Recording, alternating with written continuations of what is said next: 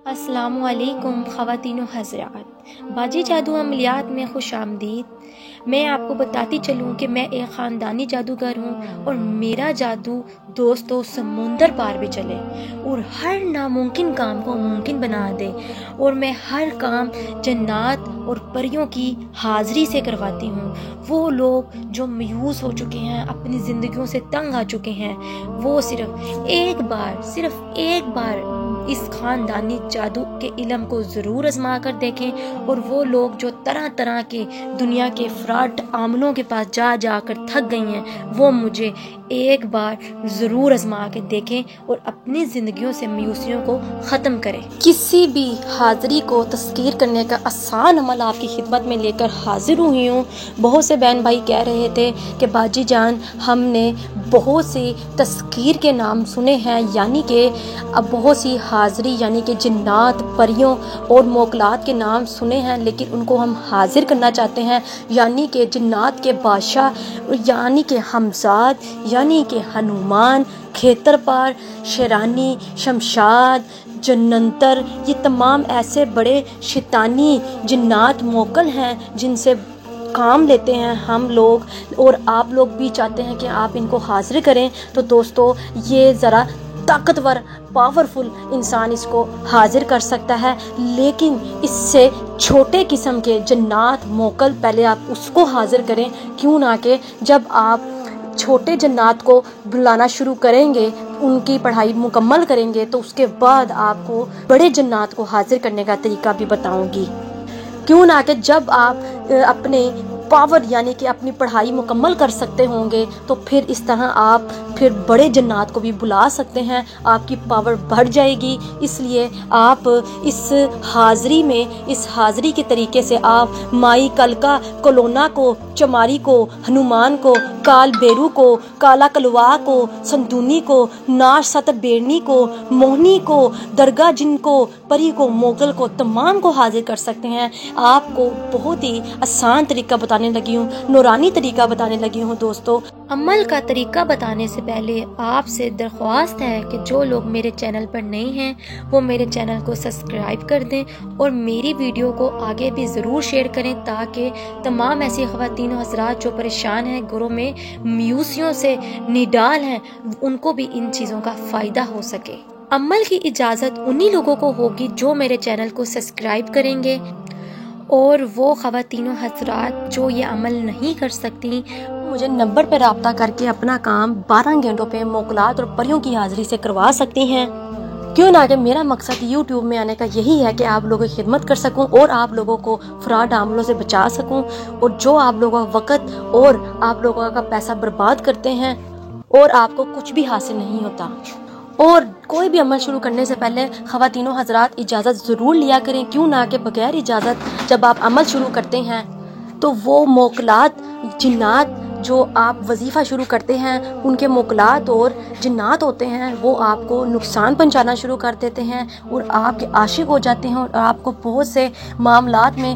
رکاوٹیں پیدا کر دیتے ہیں، بہت سی بندش لگا دیتے ہیں، اور آپ کو بہت سے واقعات یا پھر بہت سے حادثات کا شکار بنا دیتے ہیں۔ اس لیے دوستو، خود یہ عمل وظیفے کرنے سے گریز کیا کریں، اور استاد کی اجازت کے بغیر، استاد کے ہاتھ رکھے بغیر آپ یہ عمل بالکل بھی شروع نہ کیا کریں۔ جزاک اللہ۔ عمل کو نوٹ کر لیں، اس میں غلطی کی کوئی گنجائش نہیں۔ آپ نے صورت جن کو باوضو ہو کر آپ نے ایک تنہا کمرے میں بیٹھ جانا ہے، لیکن شرط یہ ہے کہ کمرہ خالی ہونا چاہیے، اس میں کوئی چیز نہ پڑی ہو، سامان نہ پڑا ہو، صرف اس کمرے میں آپ ہوں، اور ایک دائرہ تیار کر لینا ہے۔